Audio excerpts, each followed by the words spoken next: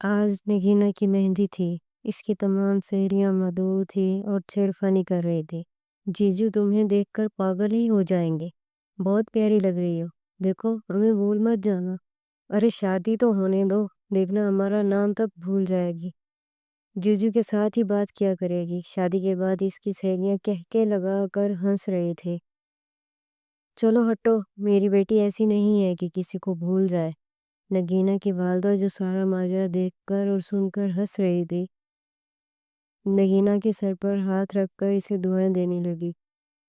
یہ لمحات کیمرے نے قابو کر لیے۔ نگینا کی والدہ کے اس سے پہلے آنسو آتے، وہ آنسو چھپا کر اندر کمرے میں جا کر پھوٹ پھوٹ کر رونے لگی۔ بیگم کیا ہوا؟ خوشی کا لمحہ ہے اور تم رو رہی ہو؟ ہماری بیٹی محل میں جا رہی ہے، اسے دعائیں دو۔ اور چلو چپ ہو جاؤ۔ نگینا کے والد نگینا کی والدہ کو گلے لگاتے ہوئے سہارا دیا اور چپ کرواتے ہوئے تسلی دی۔ نگینا سرخ جوڑے میں ملبوس نظروں کو جھکائے اب ڈولی کا انتظار کر رہی تھی۔ نگینا پہ آج ایسا نکھار آیا ہوا تھا کہ اس سے پہلے نگینا پہ اتنا نکھار کبھی نہ آیا تھا۔ شاید یہ محبت کا نکھار تھا جو صرف نگینا ہی سمجھ سکتی تھی۔ نگینا کا دل ایک لمحہ بہت زیادہ خوش اور اگلے ہی لمحے گھر والوں کے لیے جدائی کا غم بھی تھا کہ موبائل پر بیل بجنے پر نگینا کا دھیان فوراً موبائل پر گیا اور مسکراتے ہوئے سکرین کو دیکھا جس پر ارشد کا نام تھا۔ ہیلو میری جان، کیا کر رہی ہو؟ ارشد کی آواز سن کر نگینا نے جواب میں کہا، آپ کے انتظار۔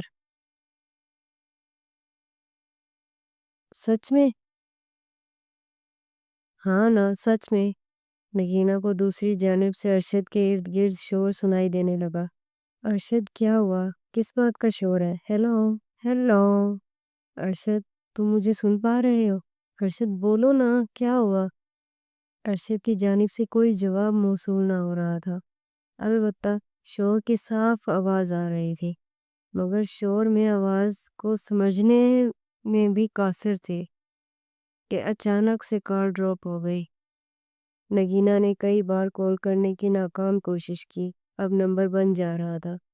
نگینا کو سمجھ نہیں آ رہا تھا کہ کیا کرے۔ بے حد پریشانی کی حالت میں بیڈ سے اٹھ کر کھڑکی سے باہر دیکھا تو سامنے سے آتی بارات دیکھ کر دل کو سکون ملا اور واپس جا کر اپنی جگہ پہ بیٹھ گئی۔ نگینا مہرین ولد شکور اکرم، کیا آپ کو یہ نکاح قبول ہے؟ مولانا صاحب نے نگینا سے 3 بار قبول کا پوچھنے کے بعد مبارکباد دی اور گھر کو چل دیا۔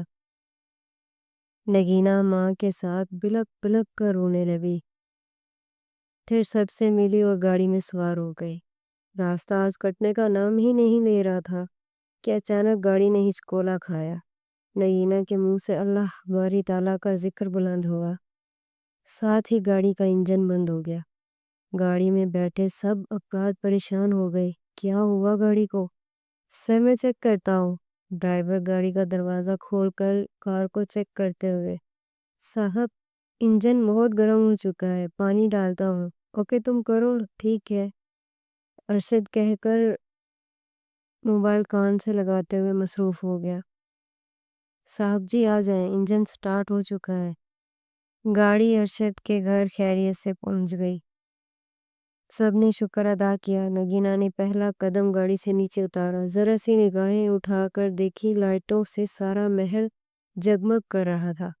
قدم نیچے رکھتے ہی گولوں کی آواز سے محل گونجنے لگا۔ نگینا اب گھر کے اندر قدم رکھ چکی تھی۔ ارشد کے گھر میں ان کے قریبی 2-4 خاندان کے لوگ ہی آئے تھے۔ نگینا کے قدم زمین پر پڑتے ہی گولوں کی آوازیں گونجنے لگی، جس سے ماحول میں 4 چاند لگ گئے۔ ارشد کی کزنز نے مل کر نگینا کا بھرپور استقبال کیا۔ بھائی پیسے؟ ارشد کی فیملی میں دروازہ رکوائی کی رسم تھی۔ تمام کزنز اکٹھی ہو کر ارشد سے پیسے ایسے مانگنے لگی جیسے تاوان مانگا جاتا ہے۔ ارشد کی چونکہ کوئی بہن نہ تھی، اس لیے وہ اپنی کزنز کو ہی بہنیں مان رہا تھا۔ بھائی ہمیں تو 50,000 ہی چاہیے، اس سے کم میں کوئی بات نہ بنے گی۔ اپنی بھابھی سے پوچھو، اگر اجازت دیتی ہے تو لے لو۔ اوہ ہو، ابھی سے جورو کا غلام بننے جا رہے ہیں۔ ہاں ہاں ہاں۔ اب تمام ماحول مزید خوشگوار بن گیا اور نگینہ بھی مسکرا دی۔ اچھا یہ لو، ارشد نے نوٹوں کی گڈی لڑکیوں کی طرف بڑھا دی۔ اب نازک کلیاں نگینہ کو اس کے روم تک لے جا رہی تھی اور پیچھے پیچھے ارشد بھی تھا۔ بھائی ابھی بہت وقت ہے، آپ کدھر جا رہے ہیں؟ ان میں سے ایک لڑکی نے شرارتی انداز میں ارشد کو کہا۔ ارشد کچھ شرمندہ ہونے کے بعد باہر کی طرف چل دیا۔ نگینہ نے اپنے قدم اس سجے سنورے کمرے میں رکھے اور کمرہ دیکھ کر حیران رہ گئی۔ نگینہ کے ہر قدم پہ گلاب کی پھول کی پتیاں بکھری پڑی تھی۔ کمرہ لائٹس سے روشن تھا۔ بیڈ پہ پھولوں کا گلدستہ اور پھول بکھیرے گئے تھے۔ پرفیوموں کی مہک چاروں طرف کمرے کو مہکا رہی تھی۔ نگینہ نے جیسے سوچا تھا اس سے اچھا کمرہ کو پایا۔ رات کے 11 بج چکے تھے اور اب نگینہ کی دھڑکنیں تیز ہونا شروع ہو گئی تھی۔ دروازے کی کھٹک کھٹک نے نگینہ کو متوجہ کیا اور باہر سے ارشد درآمد ہوا۔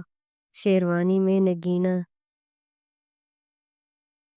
آج میری دنیا مجھے مل گئی ہے۔ کیا میں خواب تو نہیں دیکھا؟ آج تم میری محرم بن گئی ہو۔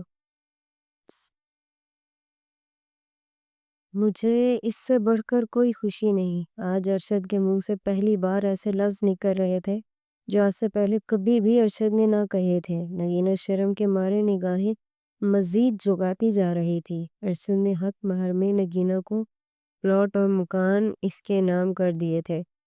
زیور سے لدی ٹرے جو پہلی رات کا تحفہ تھی ارشد نے نگینہ کے سپرد کر دی۔ کم و بیش 50 تولے کے زیورات اس میں موجود تھے۔ مخمل کی چادر پہ بیٹھی تھی جو بے حد سکون دہ تھی۔ ارشد نے نگینہ کا ہاتھ تھام لیا۔ رات آنکھوں میں کٹی۔ ارشد آپ اتنا چاہتے ہیں مجھے، آج سے پہلے کبھی پتہ ہی نہ چلا۔ نگینہ جو کچھ تمہارے آنے کے بعد مجھے حاصل ہوا ہے تمہاری آنے سے پہلے نہ تھا۔ جو میں آج ہوں اور تمہاری بدولت ہی ہوں۔ ارشد ہاتھ میں نگینہ کو ہاتھ لیے گفتگو کر رہا تھا۔ دروازے پہ دستک ہونے سے پتہ چلا کہ صبح کے 6 بج چکے ہیں۔ اچھا تم فریش ہو جاؤ، میں بھی ہو جاتا ہوں، مہمانوں کے استقبال کی تیاری بھی کرنی ہے۔ ارشد نگینہ کا ہاتھ نرمی سے پیچھے کرتے ہوئے بولی۔ جی ہسبینڈ صاحب، اب آپ جائیں، پہلے فریش ہو لیں، میں بعد میں ہو جاؤں گی۔ ایک ہی دستک کے بعد دروازہ پہ دوبارہ دستک نہ ہوئی۔ شاید کوئی وقت کا بتانا چاہتا تھا۔ نگینہ کی ہر رات اب رنگین رات میں ڈھلنے لگی تھی۔ امی جان دوا کا وقت ہو چکا ہے۔ نگینہ نے آفس جانا بند کر دیا تھا۔ ارشد نے کہا تھا کہ اگر جوائن کرنا چاہو تو کر سکتی ہو۔ نگینہ اب گھر کی ذمہ داریاں نبھانا چاہتی تھی۔ بس نگینہ نے آفس کو الوداع کہہ دیا۔ زبیدہ نگینہ سے نفرت کرتی تھی۔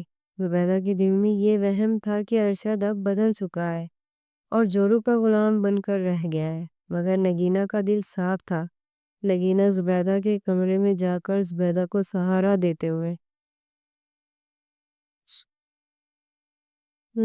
نگینہ زبیدہ کے کمرے میں جا کر زبیدہ کو سہارا دیتے ہوئے دوا کے لیے اٹھا رہی تھی۔ منہ چڑھاتی ہوئی زبیدہ تکیے پہ کمر ٹکائے بیٹھ گئی۔ نگینہ گولیاں ساس کے ہاتھ میں تھماتے ہوئے کہنے لگی، امی طبیعت کیسی ہے؟ تم سے مطلب تم بس اپنا کام کرو، میری فکر چھوڑ دو تو بہتر ہوگا۔ میرے بیٹے کو اپنے جال میں پھنسا کر اسے قید کرنا چاہتی ہو۔ بظاہر لگ رہا تھا کہ زبیدہ کا غصہ بہت پرانا ہے، مگر وہ کچھ کہہ نہیں سکتی تھی۔ امی جان ایسی کوئی بات نہیں ہے، آپ غلط سمجھ رہی ہیں۔ ارشد تو مجھے آپ کی خدمت کے لیے ہی گھر پہ رکھا ہے۔ بس بس زیادہ باتیں نہ کرو،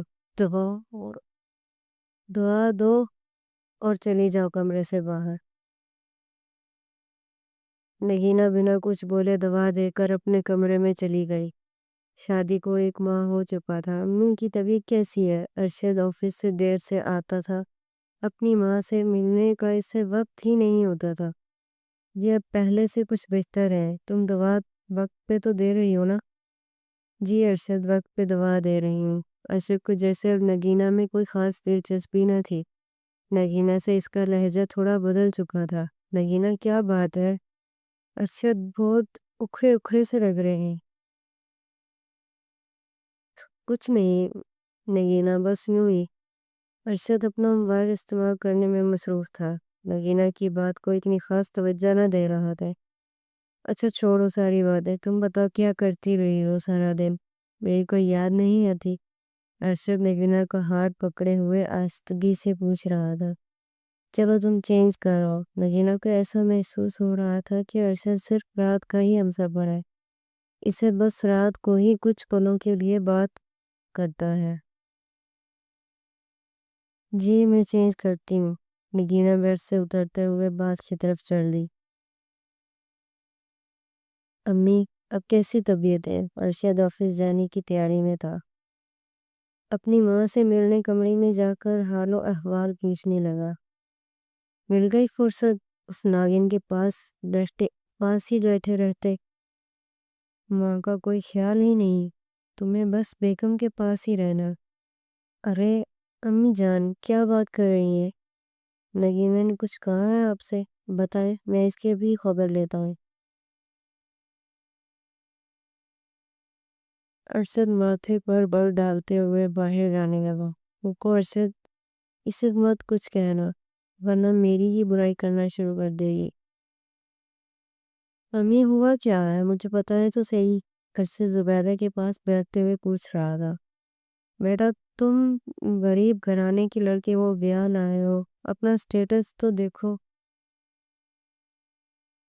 اور اسے دیکھو کسی کوڑا اٹھانے والے کے خاندان کی لگتی ہے۔ امی بس کریں، اگر اس نے سن لیا تو کیا سوچے گی؟ اچھا میں ایک کام کرتا ہوں، میں اس کی ڈیوٹی لگا دیتا ہوں، نگینہ آپ کے پاس نہیں آیا کرے گی۔ بیٹا میں فکر مند ہوں کہ وہ تمہیں مجھ سے دور کر دے گی۔ زبیدہ جھوٹے آنسو آنکھوں میں لاتے ہوئے ارشد کو پگھلانا چاہتی ہے۔ اچھا امی میں کچھ دنوں کے لیے اسے میکے بھیج دیتا ہوں، پیچھے آپ کا خیال مہوش کر لے گی۔ ہیلو رشی، کل سے مہوش کو کان پہ لے آنا۔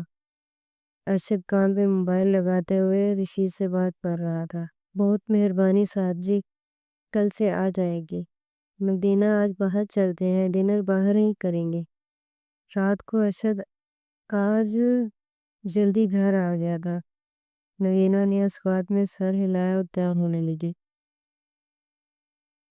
میں نے مہوش کو کام پر رکھ لیا ہے، تم سارا دن کام کرتی ہو اور تمہاری مدد کے لیے شیب کی بیٹی کو رکھ لیا ہے۔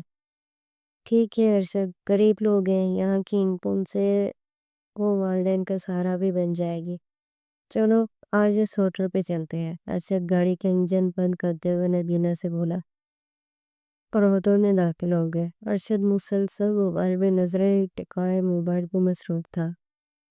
ارشد اب تو چھوڑیں موبائل کو پلیز، جب دیکھو آپ موبائل استعمال کر رہے ہوتے ہیں، میری بات بھی نہیں سنتے۔ یہ لے بیگم جی، رکھ دیا موبائل۔ ارشد موبائل پاکٹ میں رکھتے ہوئے نگینہ کی طرف متوجہ ہو گیا۔ اچھا اب بتاؤ ہنی مون منانے کدھر کا پلان ہے؟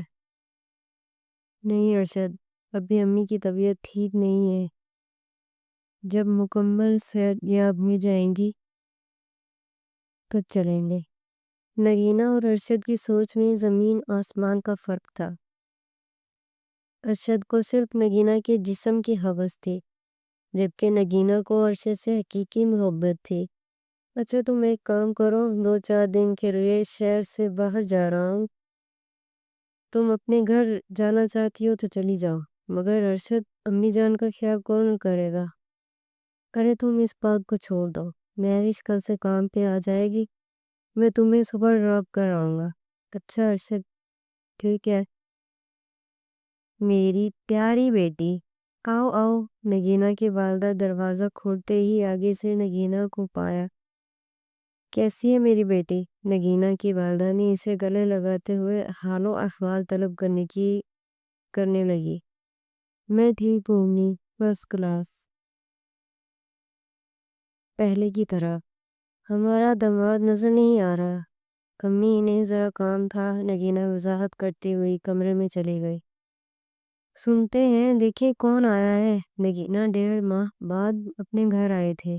میرا پیارا بیٹا، باپ نے آتے ہی نگینہ کو گلے لگا لیا، ماتھا چومتے ہوئے۔ بیٹا ارشد دکھائی نہیں دے رہا؟ نگینہ کے والد نے اگلا سوال ارشد کے حوالے سے کیا تھا۔